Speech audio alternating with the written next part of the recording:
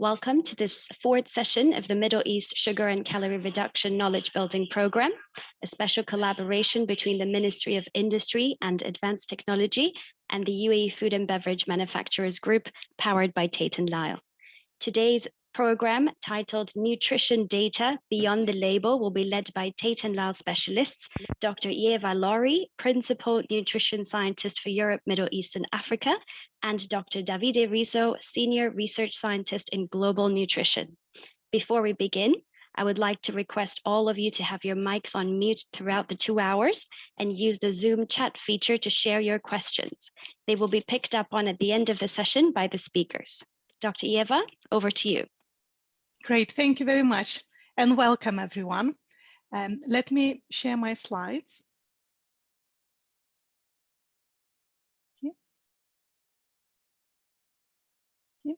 So in today's session, together with my colleague Davide Riso, we'll discuss the nutritional aspects of low-calorie sweetness and some of the public health challenges that we are seeing currently in the region. As our colleague said, please submit any of your questions in the chat, and we will be very happy to answer at the end of the session. We hope you enjoy the session. Thank you. So I'll start with looking at some of the current public health challenges that we are seeing in the Middle East. And this would come as no surprise to this audience, I'm sure, because we are seeing many headlines globally and certainly many headlines in the Gulf countries talking about the obesity pandemic. And we know that especially seen in younger children and younger adults, and that being definitely on the rise. So let's have a look. So this is the headlines, but let's have a look at the actual data behind some of these headlines. So on the table on your left-hand side, you can see the prevalence of obesity in selected Gulf countries. And this is represented in adults. When we talk about obesity, we talk about body mass index of over 30. And we know that that particular body mass index represents many health complications and risks associated. And you can see in a majority of Gulf countries, you would have around a third, sometimes even higher proportion of adults that have BMI of over 30. And in fact, if we were to look at the overweight, which already starts at BMI 25, and that carries already some risks, albeit smaller than obesity for health, that number in fact would be much greater. And then on your right-hand side, you can see a table again per country that represents the mortality rates, so the risk of premature death as a result of non-communicable diseases.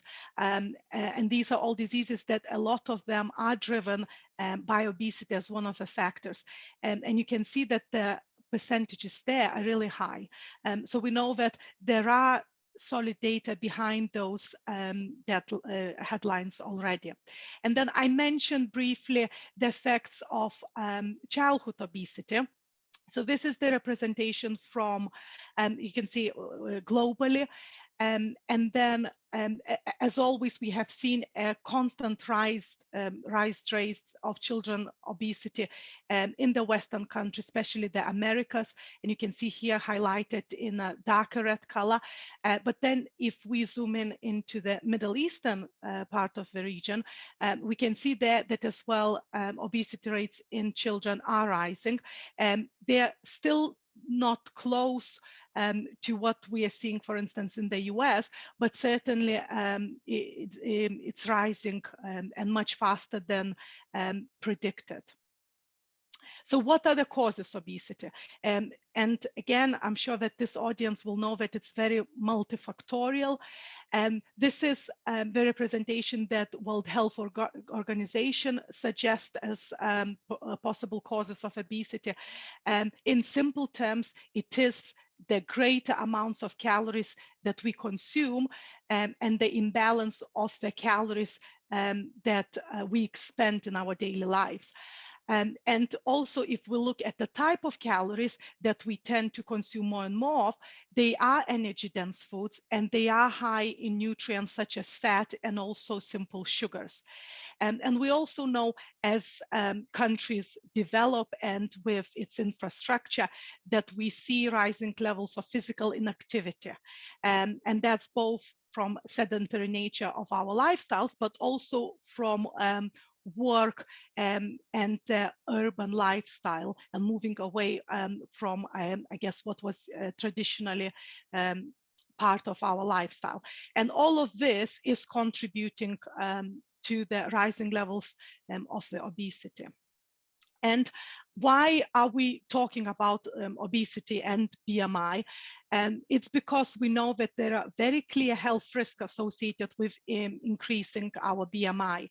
And here is a representation of various chronic conditions that develop.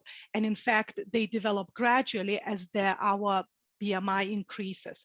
And for instance, as an example, chronic illnesses such as type 2 diabetics, and if we look at the population of type 2 diabetics, we know that 90% of that population has BMI over 29. So really, we know that the risk of developing type 2 diabetes with increase in overweight and obesity increases drastically. But also many of other illnesses, starting with musculoskeletal disorders, different organ diseases like fatty liver, effects on kidney, but also increased risk of developing different cancers. So really, when we talk about obesity, we need to remember that it's the health risks that are associated and the development of chronic illnesses that we need to be really mindful. And that's why many organizations across the world and in the Gulf countries are taking this matter very seriously. So looking more into the prevalence of diabetes, and I guess this is one of the conditions that is more and more looked as on a constant rise. And this is the latest data published in December last year. And it's a prediction based on current data in different regions and based on the progression of the data moving so far. And we can see that across the globe, the picture is very similar. We know that the diabetes is rising, and also we know that it's specifically rising in certain regions. For example, the Middle East and North Africa. So you can see that the projected increase from last year, where there was 73 million of diagnosed cases of diabetes, and you can see that they're projecting 87% increase by the year of 2045. And this is an important projection, and that's why we're talking about possible solutions and tools to help with this rise today. So what are the dietary changes that might have impacted this view of rising obesity and also specifically type 2 diabetics? And we know that as regions and countries and populations, as the infrastructure and wealth develops, we know that we are moving away from more traditional diets into more modern diets. And as a result, there are certain trends that we tend to see. When we look at our protein intake, which used to be of our ancestors primarily vegetable-based, we are much more reliant on animal-based proteins. And as a result, some of the key nutrients, for example, fats, especially saturated fats, are increasing in the diet. We also seeing a decrease in some of the so-called roughage of the diet, so starches and also dietary fibers as a result. And we're also seeing more and more products containing higher amounts of fat, sugar, and salt. And it is believed that this is one of the reasons why we are seeing that constant move from lower levels of obesity and then chronic illnesses swifting into the region. So what about some of the possible actions that already being taken in the region. So each of the Gulf countries have the national food-based guidelines that very much advise the population of what an optimal diet for optimal health looks like. And a lot of these dietary guidelines focus on sugar intake because it's still a very predominant issue in public health across the world, not only the Middle East, but definitely in the region as well. And one of the key publications that was published already a few years ago by the World Health Organization was looking at the sugar intake in adults and children. And based on all the evidence, scientific evidence that was available, the WHO concluded that populations should aim not to get more than 10% of the energy coming from sugars. They also put a conditional recommendation which said that if we were to reduce this energy intake from sugars to 5%, then we would see even further health benefits. And this is mainly at reducing risk of developing chronic illnesses such as type 2 diabetes, cardiovascular disease, and also helping us with oral health.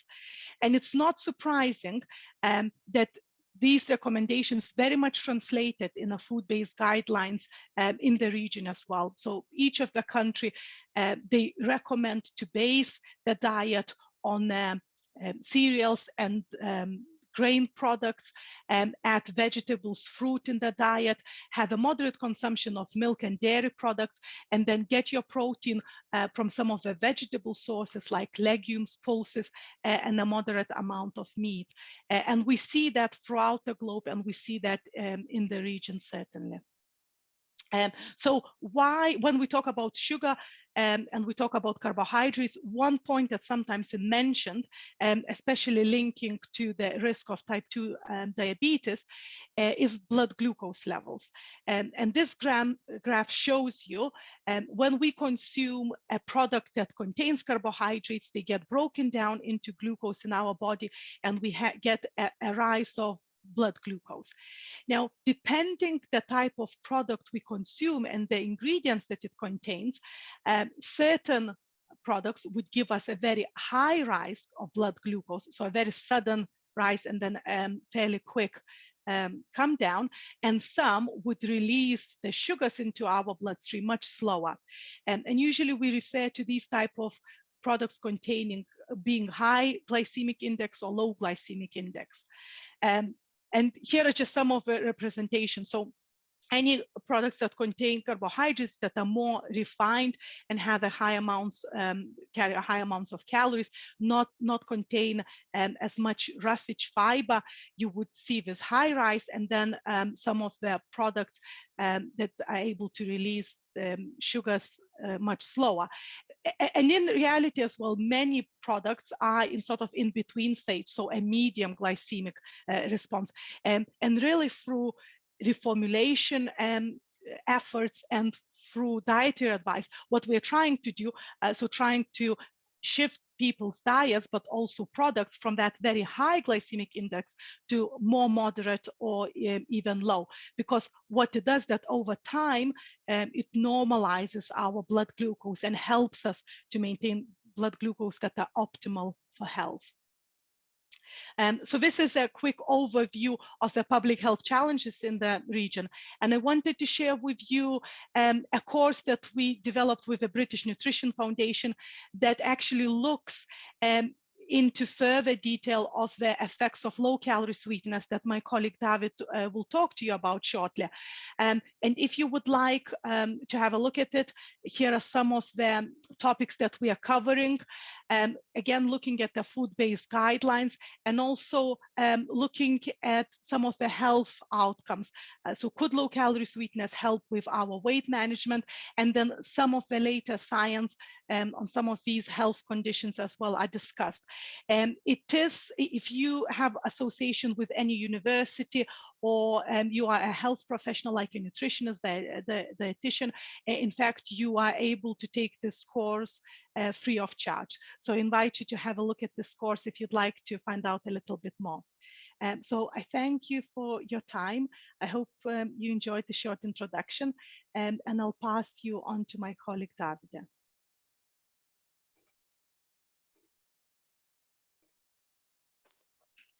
Okay. Thank you very much, Eva, for the great presentation and for the introduction. And good morning, everybody. In my presentation, I would hopefully give you a comprehensive view on the nutrition science and the safety of different kinds of sweeteners. But before diving into it, I thought it would be interesting and useful to provide some context and try to explain why we're talking about sweeteners and why they're relevant to us. So simply put, it's because of an evolutionary reason. So as I'm sure all of you know, we humans, but also many other species, are in a way evolutionarily wired to like sweet taste and sweet tasting foods. So it's very difficult for us to give up the palatability, so the liking of different foods. So from an evolutionary point of view, we are driven towards liking sweet tasting foods. And on the opposite, some other basic tastes like sour and bitter, we have a natural rejection towards them. While this can be improved over time, around 100% of the times, the first time we try something sour or bitter, we're not going to like it. On the opposite, as you can see from this picture, if you give babies something sweet, they will like it and make funny faces about it. This natural liking usually decreases over time from childhood throughout adulthood, but it still remains very present. And one of the potential problems or concerns about this natural liking for sweet tasting foods is that generally the products that they're sweet and that we like very much, they provide calories, so they come with an energy contribution. Here, I just put some examples of sweeteners that we generally use to sweeten our foods, starting from different kind of sugars, white, brown, or muscovado, even coconut sugar or honey that many people like, but also agave syrup. And you see that their composition could be very different, but the constant is that they are made up of different kind of sugar in different combinations, and this combination contributes to a different sensorial, so sweetness profile in terms of either intensity, but also into the profile over time of the sweetness. But you see that the other thing that they have in common, that it doesn't matter if it's brown or white sugar or even honey, they all come with the same amount of calories, which is 4 calories per gram. And if we standardize them for a reference portion of 8 grams, for instance, they all provide 32 calories. So all of these sweeteners that we see here, they are sources of the so-called free sugars that as a definition, it includes all monosaccharides and disaccharides, that they're common sugars actually. So an example of monosaccharide will be the glucose. An example of disaccharide could be the sucrose that we, as a table sugar that we put in food. That so those free sugars are the monosaccharides or disaccharides that they added to foods by either the manufacturer, so different food companies, for instance, the cook at restaurants, for instance, or even by us, the consumer, when we cook. Plus the sugars that they're also naturally present in honey, syrups, and fruit juices. And I'm making this distinction between different kind of sugars because, as Eva said before, there's many guidelines and recommendations regarding those free sugars, but one, it's very important, and different follow-ups in many regions is the World Health Organization recommendation that recommends a reduction of the intake of those free sugars to less than 10% of the total energy intake. So to quantify this, if we take an average diet of 2000 calories per day, this would equal to 200 calories per day maximum. And the rationale, the scientific rationale behind this is that if we aim for this 10% max of energy intake from free sugars, we could achieve an improved body weight control, prevention of overweight and obesity that, as we saw, they're associated with different kind of problems and chronic and non-communicable diseases such as diabetes, dental cavities, but also cardiovascular disease. But this guideline goes a step further, and it further recommends an additional reduction for both adults and children to 5% of the total energy intake. So going back to that 2000 calorie diet I was referring to, this would equal to only 100 kilocalories per day from free sugars. And this would also bring additional health benefits.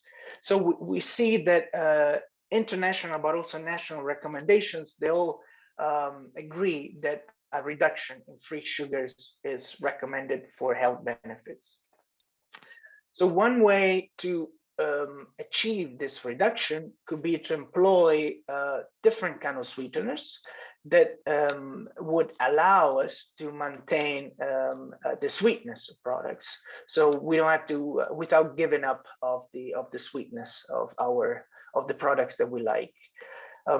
So here we divided the sweeteners in different somewhat generations. The first is the one we already talked about, different kind of sugars that they're also called nutritive sugars. And this is because they come with calories. So they're a source of calories. But on the other side, the kind of sweetness that they provide is very liked by us and by our taste buds because of the sweetness profile that delivers. Other kind of sweeteners, they belong to further generations. For example, starting from the second, we see sweeteners that such as sucralose, stevia, that allow a reduction of calorie intake because they come with no or very low calories. One potential downside of this is that the kind of sweetness that they deliver is not exactly the same of sugar. So it might take some time to get used to it. But also I have to say that this was very true for at the time when those sweeteners were first released. But while during time, even those second generation sweeteners improved very much with technology, and now the kind of a sweetness they can deliver is very much liked, especially compared to the first, second generation sweeteners. And then we go one step further, and we have the so-called sugar alcohol that they also allow a reduction of calorie intake, with some potential downside that they're both from a physiological point of view, because we know that they may have a laxative effect after certain quantities, but also from a taste perspective, because some of them may have a lingering taste. And with this lingering, we mean that it's a sweetness that it stays on us, on our taste buds, a little longer than maybe we want it to stay around. And finally, we come to the fourth generation that also include innovative solutions like rare sugars that they allow a reduction of calorie intake while maintaining a very similar sweetness profile to sugar. But they also come with additional functions also from a technological perspective with few or no adverse effects. Here's just to give you an example of the sweetening power of different kind of sweeteners, low or no calorie sweeteners. So if we take sucrose, so the table sugar to 1, we can see that some of them, they deliver round about the same intensity of sweetness of sugar, such as maltitol, lactitol, they can go up to 0.9. Xylitol is the same amount in terms of intensity.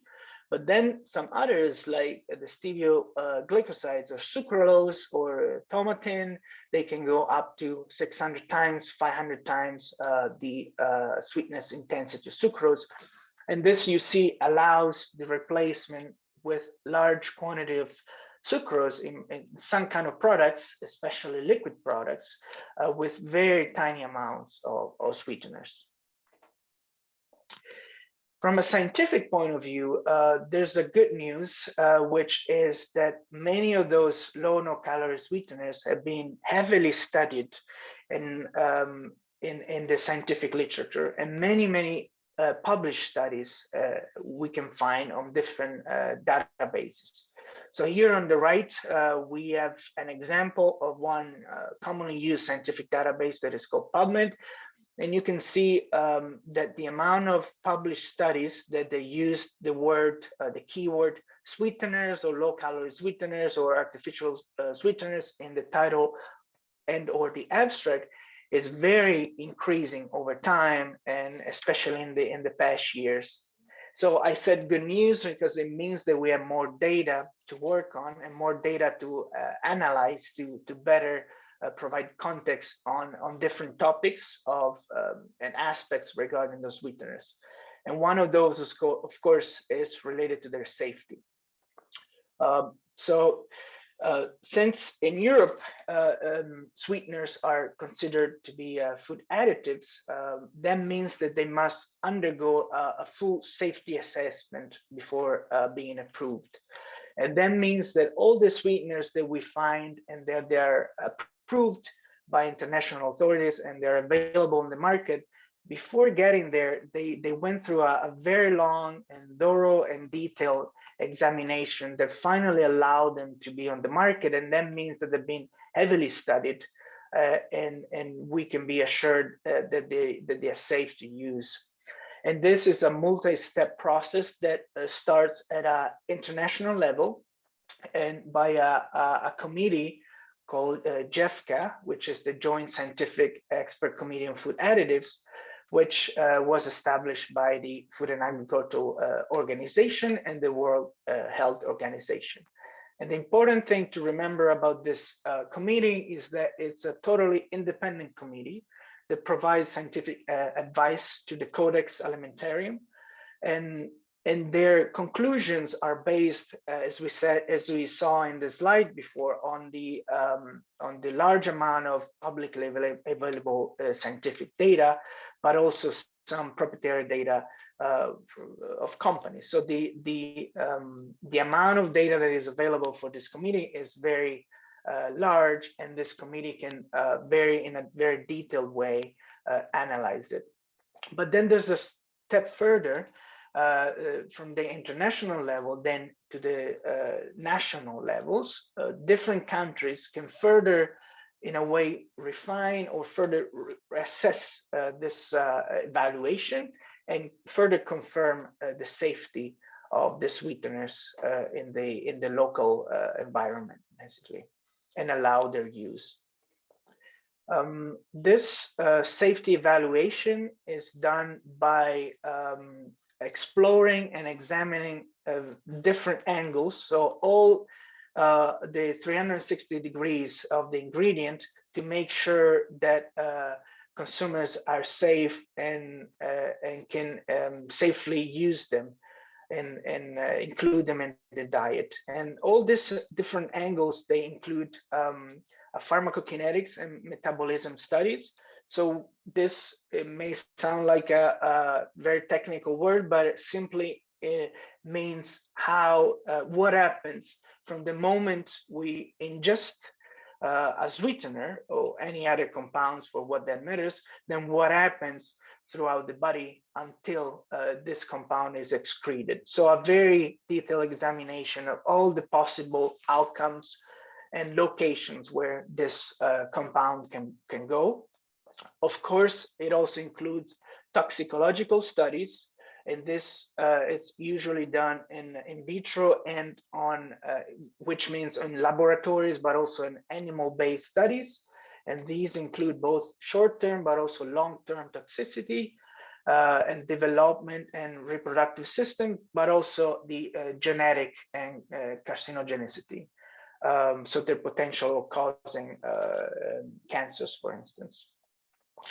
And finally, there's also an estimation based on the amount that are expected of these sweeteners to be used in the diet, but also in single food categories. There's an estimation of the exposure, so their potential intake in the diet, to make sure that it doesn't go above a certain level that could be considered not safe in some cases. So all this evidence is put together, analyzed, as I said, in a thorough way before approving the use or not of a certain sweetener. Once all of this is reviewed and the sweetener are approved, then this committee comes up with two very important values that, again, apologies if they may have a very technical term like the NOAEL or the ADI, but they're simply acronyms that in the first case, it means the no observed adverse effect level, and which is simply the amount of this compound that has been observed in animals, so in animal studies, that doesn't cause any problem of whatsoever kind to those animals. So with this value, we know that that sweetener is safe to use, completely safe to use.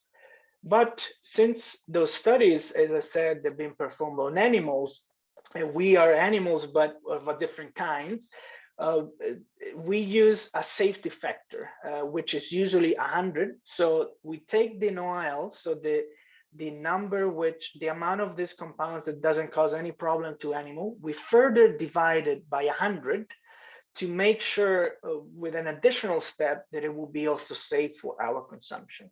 So in a way, we can define the ADI as a very conservative amount of sweetener or any other compound that doesn't cause any problem to humans.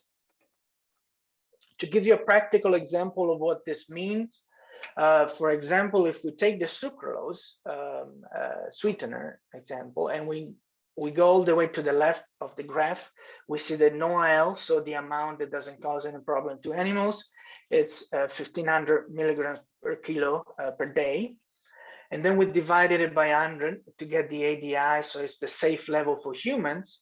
And then we look at what people usually eat in their diet of sucralose, but not just regular people. We take the P95, which simply means that the top 5% of the high consumers. So this is not the general population that sometimes may eat sucralose, but these are people that actually eat, in a way, a lot of sucralose in the diet. So we are taking a very tiny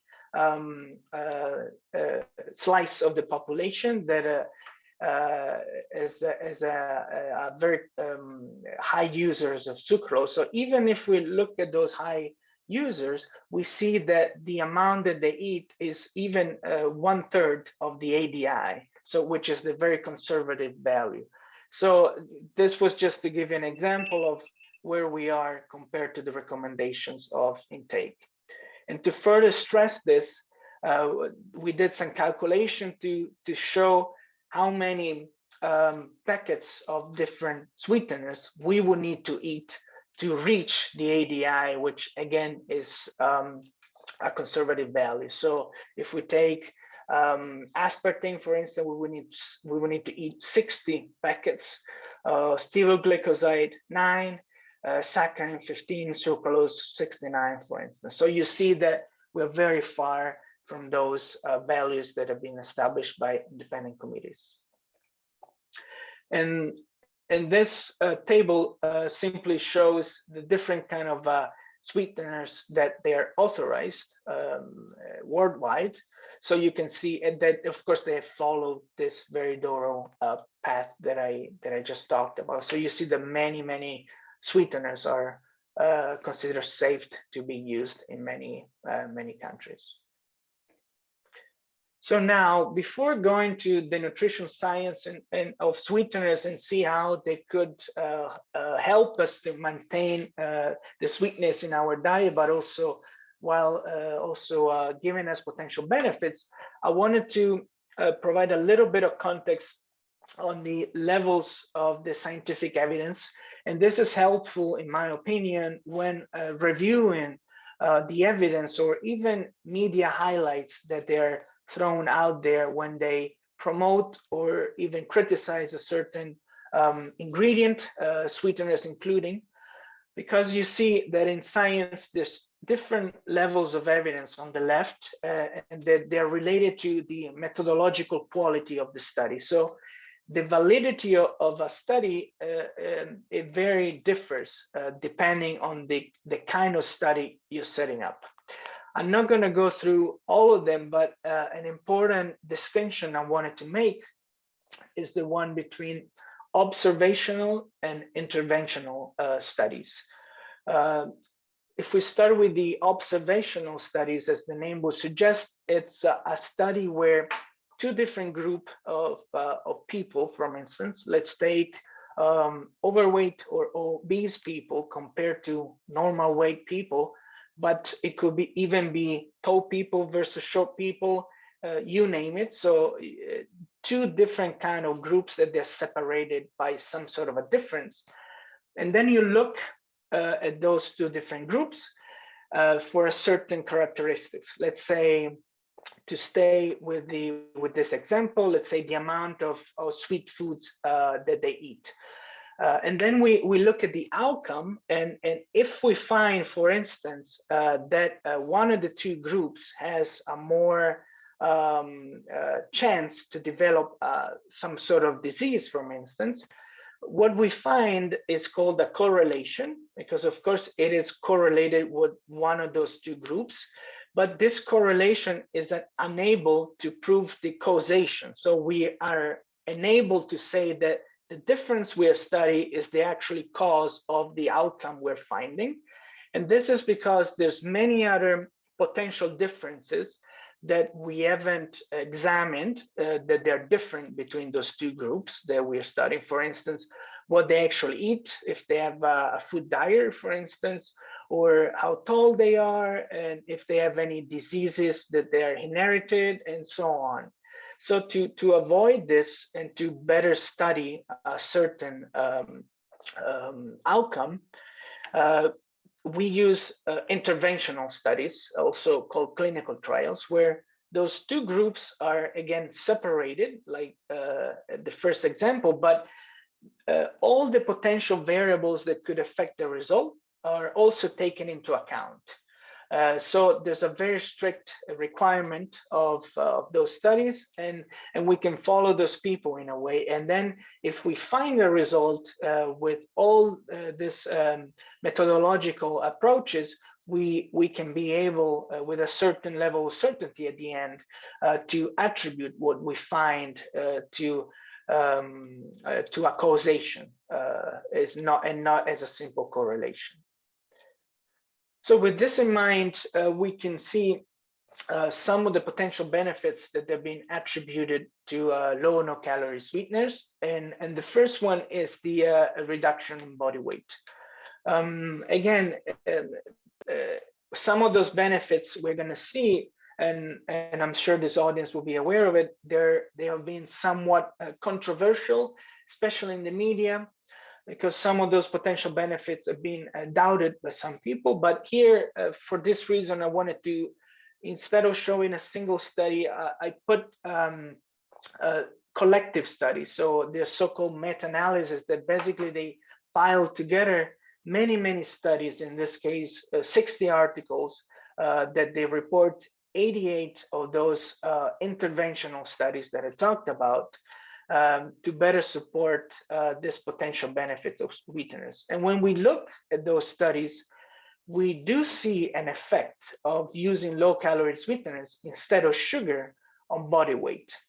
So if we take all the evidence together and not just single studies, we see that the replacement of sugar with low or no calorie sweeteners results in a reduction of overall calorie intake, And this observed effect on body weight change increases with the dose, so with the amount of sugar that is replaced by low no-calorie sweeteners.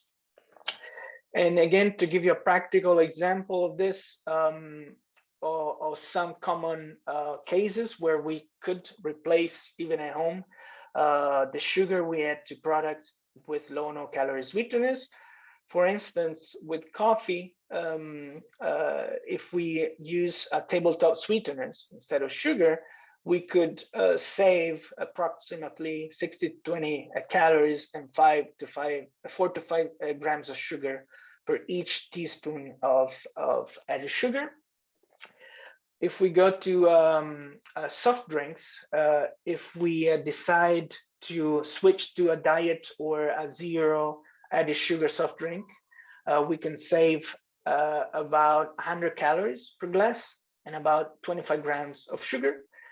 And similarly with yogurt, if we choose a low fat fruit yogurt sweetened with sweeteners instead of sugar, we can save about 50 calories and about 10 grams of sugar per portion. A consequence of this, but also an additional potential benefits that has been attributed to low no-calorie sweeteners. And again, this arises from those collective studies that they gathered together, multiple evidence, not just a single study, show how the use of low no-calorie sweeteners has no adverse effect on blood glucose and also insulin regulation. And this somehow goes back to what Eva was saying. So if we want to help people switching towards more low or medium GI products, then sweeteners could help doing this, because the current evidence shows that if we replace sugar with low no-calorie sweeteners, this could lead to a weight reduction and have also benefit on glucose control, which could serve actually as an important role in diabetes prevention and management.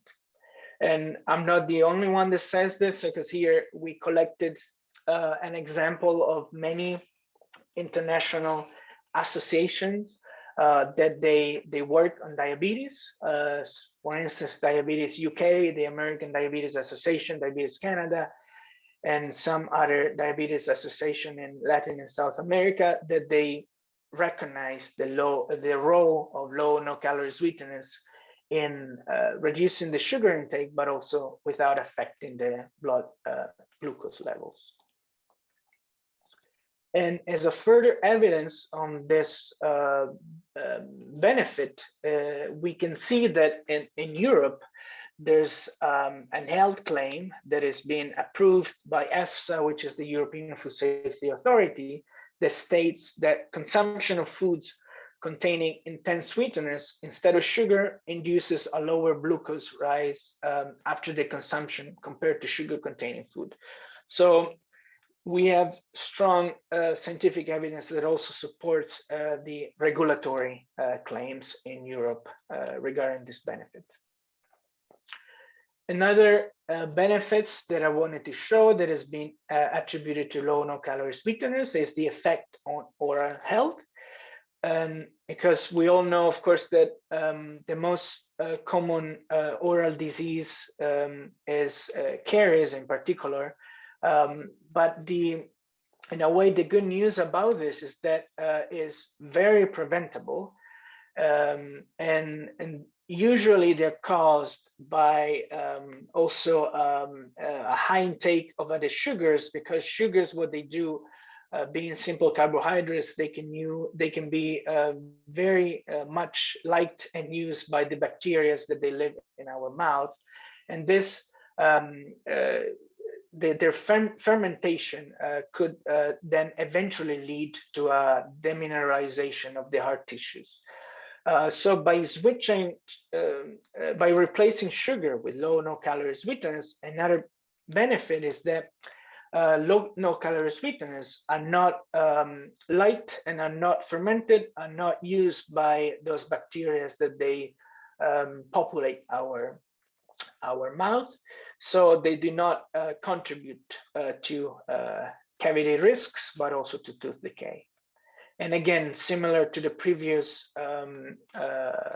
benefit, in Europe, we have another health claim that has been approved by the European Safety Authority on this benefit that states that intense sweeteners maintain tooth mineralization by decreasing tooth demineralization if consumed instead of sugars. And lastly, I wanted to provide a couple of slides on some, in a way, new potential benefits that that could be associated with low and no calorie sweeteners. So unlike the previous ones that we can consider to be very solid and, as you said, also recognized by regulatory bodies, those we can consider as potential or even preliminary benefits. But I thought it could be interesting to provide something new besides the well-known benefits that are associated with low and no calorie sweeteners. So an important one is regards appetite and sweetness preference. And this is because also on this topic, there's been a lot of debate. But if we take the collective evidence together, we see that human studies show that low no calorie sweeteners neither promote nor suppress appetite or hunger in humans.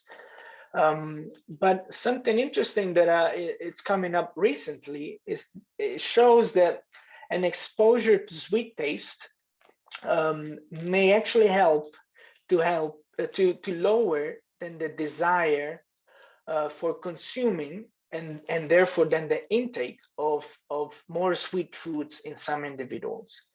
Of course, those are just preliminary findings, but if they're confirmed, this could be an additional benefit that could be attributed to the low calorie sweeteners, because in addition of replacing actual sugar in the products, they can also help to reduce the desire for sweetness from other sources. And this somehow goes against some media headlines that we see around that they show how an exposure to sweetness could actually be not beneficial in terms that could lead us to then prefer more sweet foods. Again, this is still ongoing. Many studies are actually studying this topic. So in the upcoming years, we're going to see more results, but it's just something to consider. Similarly, I'm sure you might have seen many studies that they explore the effect of low and no calorie sweeteners on the gut microbiota. And just as a quick definition, the microbiota is basically the assemblage of the living microorganisms in a defined environment. And in case of us, in our case, in the case of human microbiota, this consists of 10 to 100 trillion of microbial cells that they live all over us, but especially in the gut. So as I said, in the media, we saw around that there's been some concerns that low no calorie sweeteners, they might affect human microbiota. But if we look at the single studies, we see them very, a lot of them, they're based on animal studies or even in vitro, so laboratory studies. And none of them has been able yet to provide a mechanism of this. So this could be the case of, as I said before, of a correlation instead of a causation. But again, if we take all the evidence together, so far is limited still and does not provide an adequate evidence that low no calorie sweeteners may influence gut health. So again, also this is another topic that is ongoing and many studies are being performed on the subject. And lastly, something that I think it's very interesting is that the effect on the brain function. Again, we've seen some discussion around this, and there's been some conversations that by some people that argue that there could be compensatory increase in energy from other sources when sugar is replaced by sweeteners. And the idea here is that if we remove the sugars, if we remove the calories from sugars, but then we maintain the sweetness, so the body could be driven to look for those energy, so those calories that has been not intaken somewhere else. Again, this is a hypothesis that has been in a way disproven by many studies, but in some studies are also good at showing this graphically. So if we take brain scans and we look at people that consume nutritive sugars, for instance, glucose and fructose here on the left, that they provide energy, we see the particular areas of the brain that they're associated with, for instance, satiety, but also pleasure and general food behaviors, they light up. While if we look at the same people while eating or drinking a food or a beverage that is sweetened with low no calorie sweeteners instead, so no calorie, the same brain areas, they do not light up. So this could be another way to either disprove or prove some of those hypotheses. But again, also this field is ongoing. The last slide was just a quick summary of what we said, that I can simply say that there's many scientific data supporting both the safety and the use of low calorie sweeteners in the diet. And then this their safety has been evaluated by an independent committee, as we saw, and the late more recent nutrition science has also supported potential health benefits. I thank you very much for your attention, and I think we can take any questions you might have.